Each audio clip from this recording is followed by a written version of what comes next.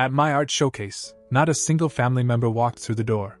Later, I saw their photos, a backyard barbecue without me. But as I took down my work, the gallery owner handed me a contract and whispered, "Your life's about to change." That night, my parents called 71 times. Before answering, I made a decision. I didn't expect a parade. I wasn't hoping for flowers or balloons or even a congratulations sign taped to the wall with painter's tape. All I wanted, really, all I ever wanted, was for them to show up. It was my first major exhibition. Not some student showcase in a church basement, or a pop-up street event where people sip cheap wine and pretend to care. This was different. Months of planning, years of sacrifice. The gallery was a repurposed warehouse in East Downtown Houston, where the walls were tall, white, and clean. Industrial lights hung above, casting the perfect shadows on the textured strokes I'd poured my soul into. Dylan West, Fragments of Silence. That title had lived in my head for over a year before I even put brush to canvas. My show was about the quiet things people don't say, their avoidance, their doubt, their silence when you need them loudest. It was supposed to be the night my family finally saw me. I'd sent the invites 6 weeks in advance. Followed up 3 times. Called, messaged, texted. I even stopped by my parents' house 2 weekends before and showed them a printed flyer. My mom nodded like she was interested. My dad barely looked up from his phone. I told myself they'd come. Maybe not all of them, maybe not right on time, but they'd come. They had to. The place started to fill up by 6:45. Jesse and Mark, my cousins from the north side, were the first to walk in. They hugged me like they knew the weight I was carrying. Old classmates I hadn't seen in years showed up too, complimenting the colors, the stories, and the brushwork. My high school art teacher stood near one piece for 15 minutes, and then pulled me aside to say he always knew I had something real. People asked questions. Took photos. Even a journalist from a local culture magazine interviewed me near one of my larger works. There were handshakes, smiles, even laughter. But every few minutes, my eyes would drift back to the door. Nothing. Not my mom. Not my dad. Not either of my brothers. Not my sister. Not even a maybe. By 7:30, I stepped out into the alley behind the gallery just to breathe. My phone buzzed. For a second I thought, maybe a text, maybe they're stuck in traffic. But no. It was a tag on social media. I opened Instagram. My sister's story loaded first. Grill smoke. My dad flipping burgers in their backyard. The sound of country music in the background. A table set with red Solo cups and potato salad. My younger brother tossing a football to his son. Laughter. Warm light. A casual, full-blown family barbecue. No one had mentioned it to me. Not once.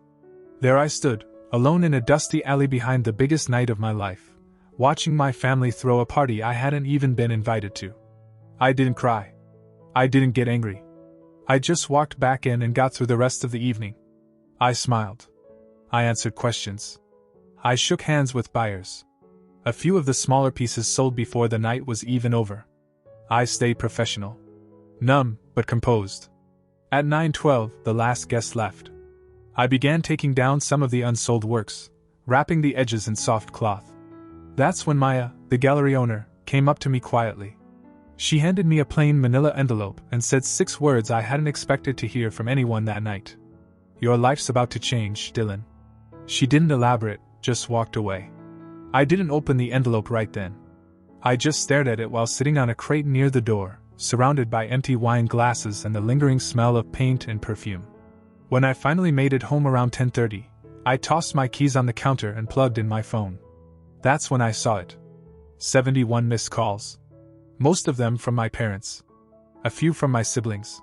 My voicemail icon lit up like it was on fire. The last message was just 10 minutes old. I didn't listen to any of them. Instead, I opened the envelope Maya gave me. What was inside would change everything.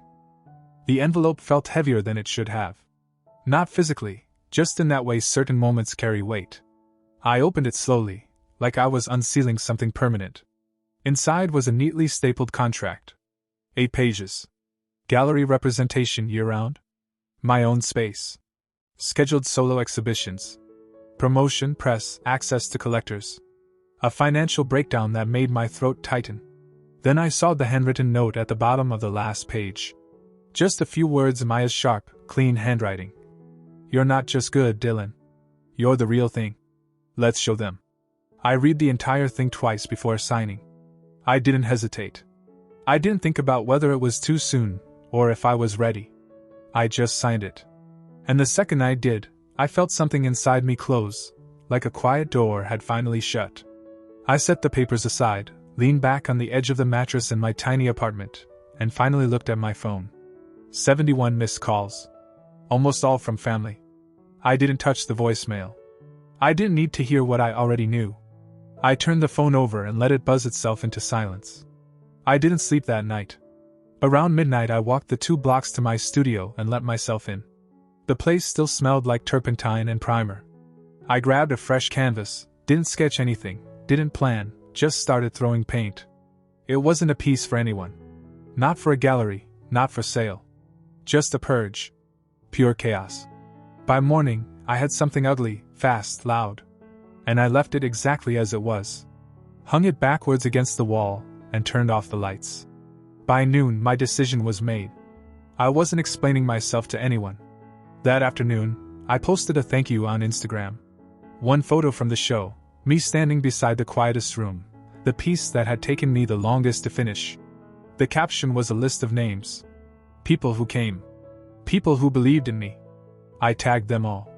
My cousins, my barber, my art teacher, a few fellow artists, even one of my high school classmates who drove in from 2 towns over. I thanked them individually. I didn't mention my family at all.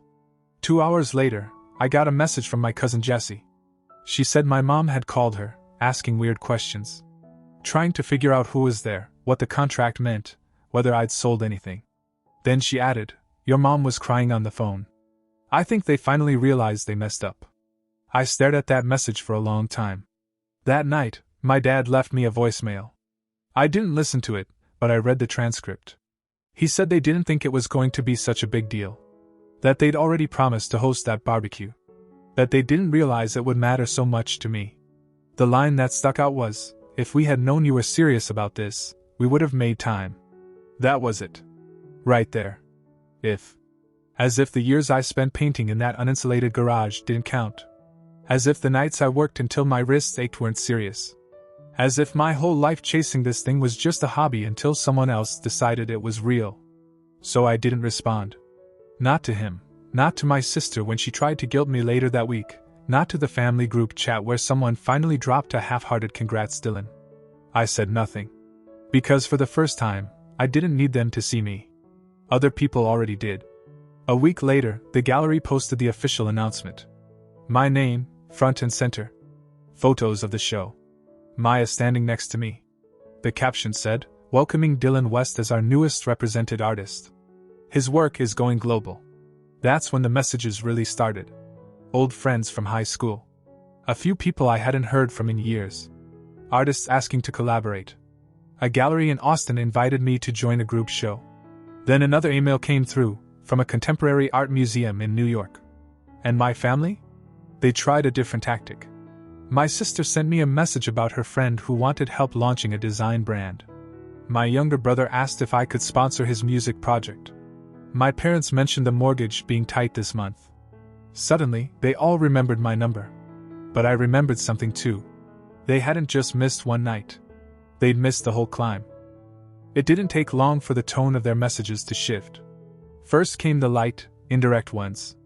"Hey, proud of you," from my older brother, as if we'd ever talked about my art without him joking that I should. "Get a real job." Then my sister sent me an Instagram post of someone who wanted custom artwork, asking if I had time. No context. No acknowledgement of the night they skipped.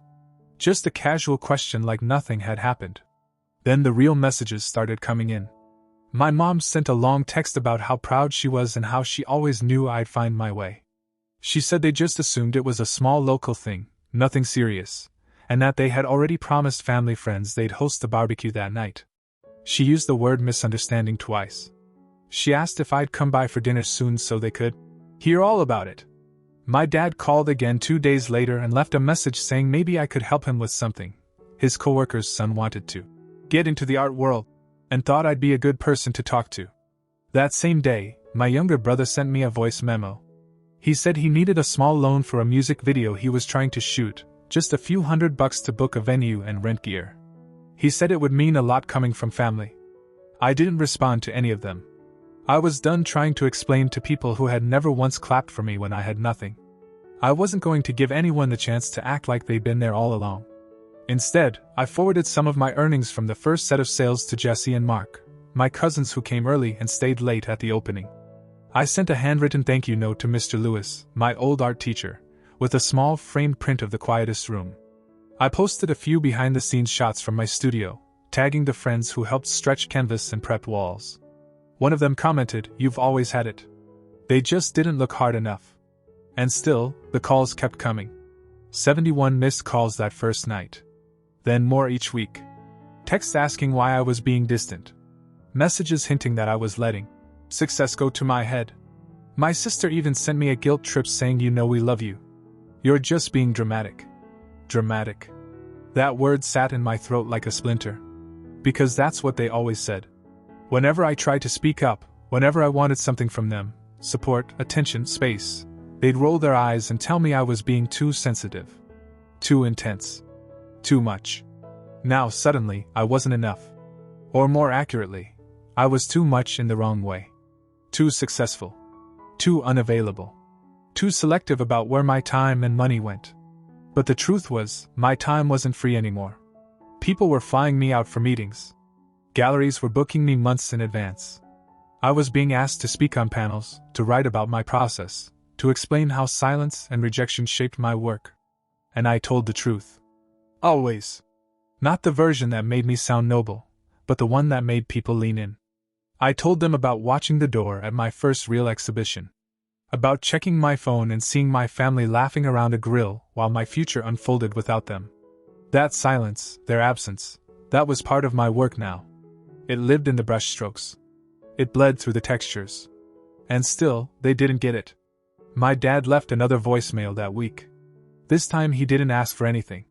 He just said, "We've all made mistakes. Don't forget who your family is." But that was the thing. I hadn't forgotten. I just finally accepted it.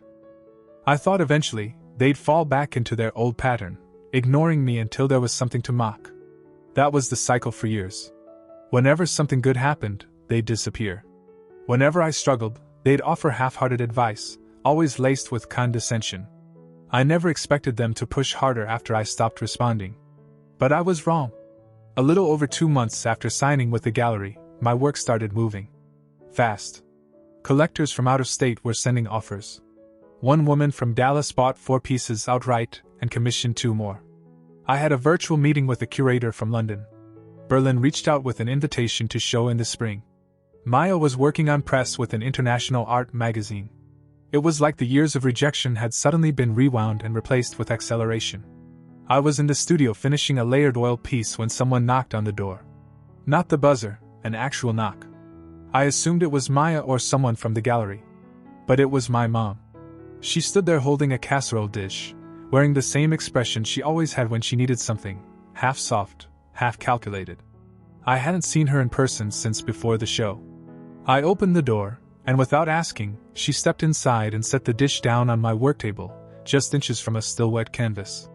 She started talking like we were in the middle of a conversation. Said she'd been meaning to visit. Said she regretted missing the gallery night. That she hadn't realized how important it really was. Then, after a brief pause, she said they had something they wanted to share with me. Not an apology. Not a question. Just a shift. Apparently, they were planning to open a boutique store. West & Company. A family-run space that would feature handmade goods, local creators, sustainable brands. She said it could be a legacy business. That I would be the heart of it. My artwork would draw people in. That they'd build the store around my identity. Paintings, merchandise, even prints. Said my success could finally help lift everyone. Then came the ask. They wanted an investment. A seed fund. Just a small portion. 10, maybe 15,000. My mom said it would mean a lot if I could contribute. Not just financially, but by giving the business some credibility with my name attached. I didn't move. I didn't sit. I didn't ask a single question.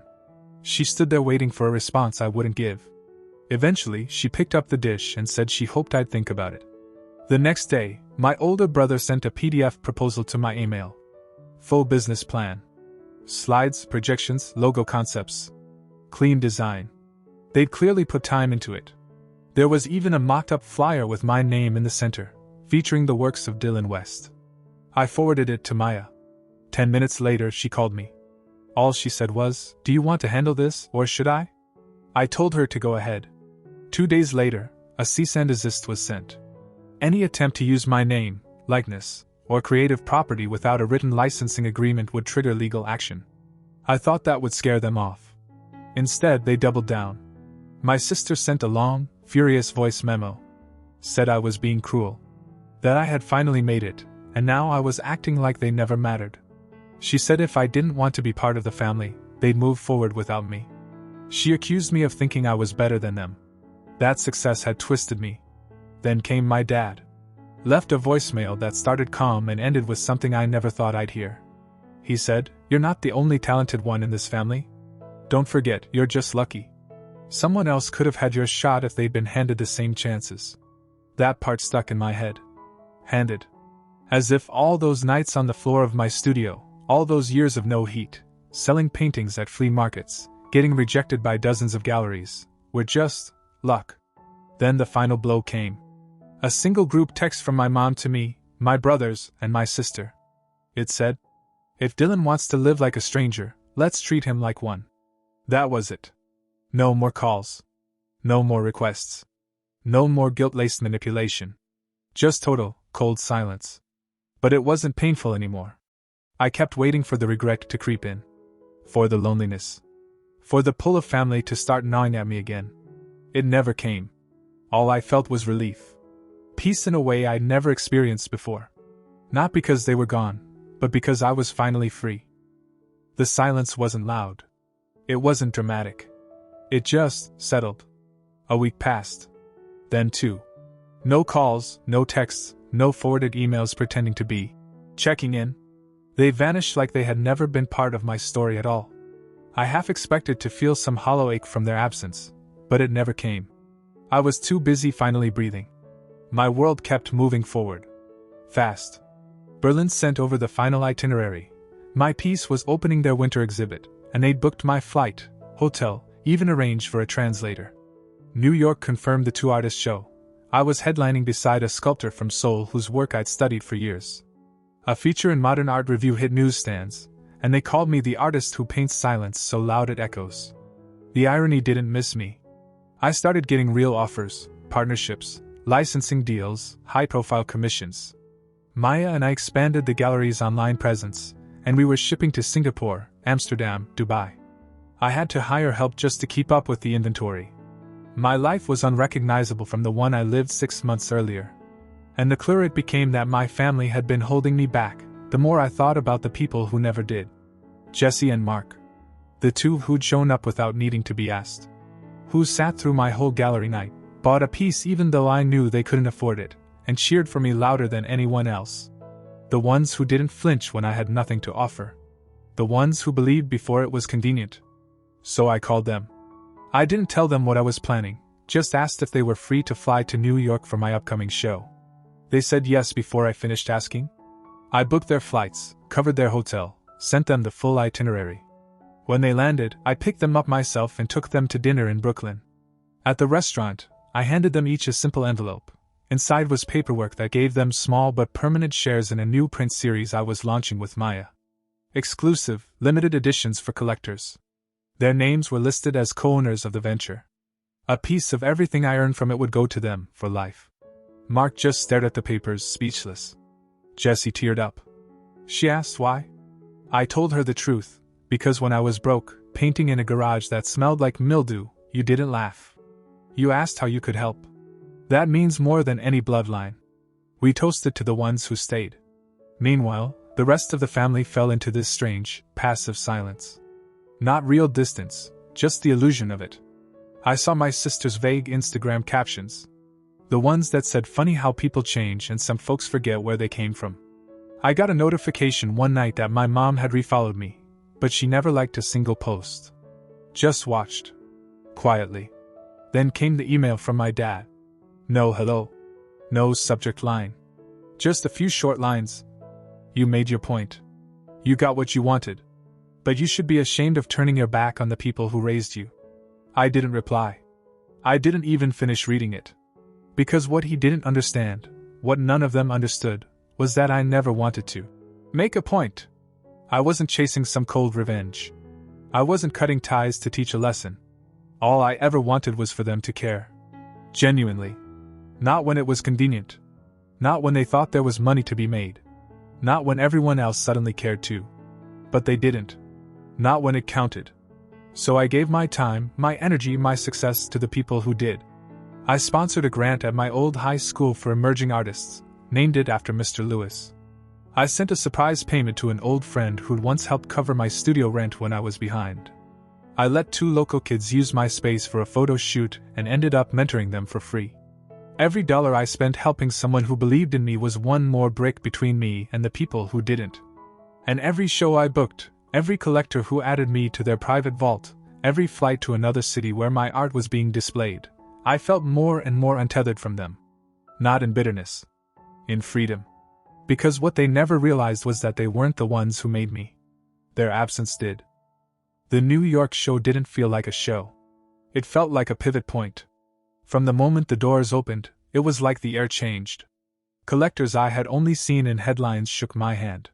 2 critics from major publications asked to interview me. Maya kept whispering updates throughout the night. Who bought what? Who reserved what? Who asked for private appointments? By the end of the second hour, over half of my displayed pieces had red dots next to them. One collector from Singapore asked if I ever took on private commissions. I told him I might, depending on the subject. But even with all that happening, press, sales, recognition, something in the room felt off. Like a corner of the evening was folding in on itself. Attention behind the noise. I felt it before I saw him. I was standing near the central installation, mid-conversation with a gallery owner from Berlin, when I caught the movement in my peripheral. A figure. Tall.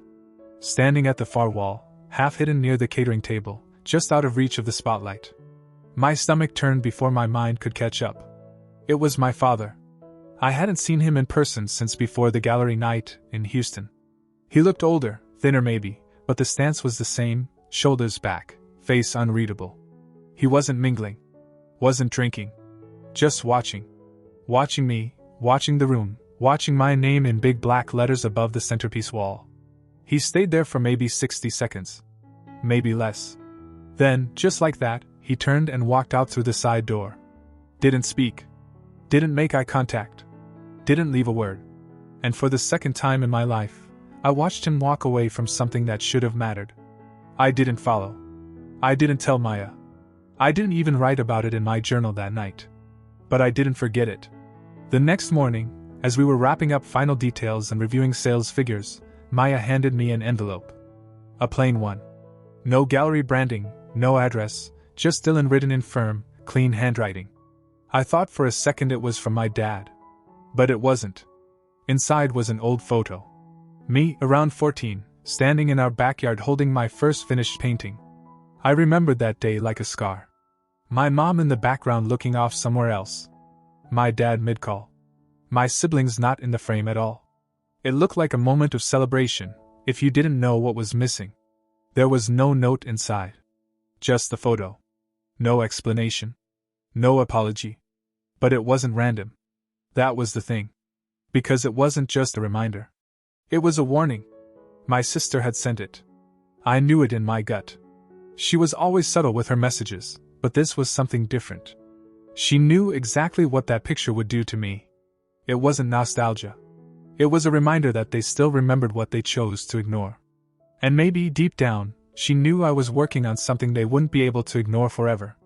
Back in my hotel that night, I unpacked the quietest room. I'd bought it back from the Paris collector weeks ago without telling anyone. I hung it across from the bed and sat on the floor, staring at it like I was waiting for it to speak. That piece wasn't just my breakthrough. It was my beginning. And now, I knew what had to come next. One final show. Not in Houston. Not in New York. Not Berlin or Paris or anywhere they could hide behind distance or timing. It would be something different. Something private. One night. Select invitations. A location they wouldn't expect. Just the people who mattered, and maybe one or two who didn't know they did. The centerpiece of that show? A painting no one had seen. Not even Maya. It had lived under layers for years. Hidden under primer, beneath canvases I never sold. It wasn't abstract. It wasn't metaphor. It was clear, direct, personal. A story frozen in color. I'd worked on it slowly, bit by bit, like stitching a wound I knew I'd eventually have to reopen. I hadn't named it yet, but I would. And when that painting was revealed, it would say everything I never had the chance to. About what was done, what was denied, what was finally mine. The story isn't over. Not yet. Because the night I opened that show, someone else came through the door. And this time, they didn't come alone. The space was nothing like the others. No wine, no velvet ropes, no press wall. Just a quiet, converted loft in a small town outside Santa Fe. The guest list was handpicked. No sponsors. No media. Just people who had mattered along the way. My high school art teacher, Jesse and Mark, Maya, a few artists I'd mentored, and a few collectors who understood that this wasn't about money. The show was called Unspoken. One night only. One painting. The gallery lights were dimmed. A single spotlight framed the canvas in the center, covered by a black cloth. No title on the wall. No description. Just stillness. I waited until everyone was inside, then stepped forward and pulled the cloth off. Gasps. Then silence. The painting was unmistakable. My family's backyard. The night of the barbecue. Not imagined, accurate. Down to the folding chairs, the grill, the solo cups. My mother holding a plate mid-laugh. My father leaning against the porch railing, beer in hand. My siblings around a table. Everyone smiling. Everyone there, except me. But in the painting, there was a shadow in the corner. Faint. Watching through the slats of the wooden fence. That shadow was me. And beside me in the painting, just barely visible, was a second figure. A boy. Small. Unclear. Not fully formed. No one asked about it. But everyone saw it. I said nothing. Just let the room breathe it in. As the evening wound down, guests left quietly, some with tears, others with a simple nod. Jesse and Mark stayed behind to help close up. Maya stood next to me, arms folded, not saying a word. She didn't need to. Right before I turned off the lights, I looked toward the guest book by the door. Someone had signed it last. In tight, clean handwriting it said, "For the boy who saw everything." I'm sorry I didn't. There was no name. But I knew. And just before I locked the door, I glanced out the window. A man was walking away down the street. Alone. Slowly. And beside him, a boy followed. Same height. Same stride. Neither one looked back.